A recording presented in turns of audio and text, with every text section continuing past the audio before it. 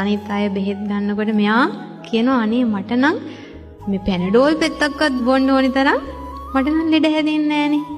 මම මෙච්චර කල් දැන් මේ වයසට ගිහිල්ලා ඉන්නවා මට නෑනේ මට හෙම්බිරිස්සාවක්වත් හැදෙන්නේ නෑ කියනවා. ඒ ඇයි එහෙම කියන්නේ? නිරෝගීකමත් එක්ක යාගේ හිතේ ලොකු මාන්නයක් ඇති වෙලා තියෙනවා. හැබැයි අර ඒ නිරෝගී භාවයත් එක්ක ඒ මාන්නයත් එක්ක ඉන්න කෙනාට කවදා හරි දවසක ලෙඩක් හැදුනොත් එයා කායිකවට වඩා ඉස්සලාම් මැරෙන්නේ මානසික.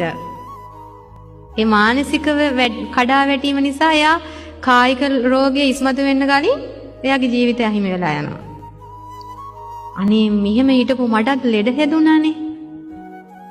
එහෙම් බහින රෝගයක් නැතිව හිටපු මට ලෙඩ හැදුනානේ කියන මානසිකත්වයේ කඩා වැටිලා එයාගේ ජීවිතය අවසන් වෙලා යනවා. ආරෝග්‍යමත්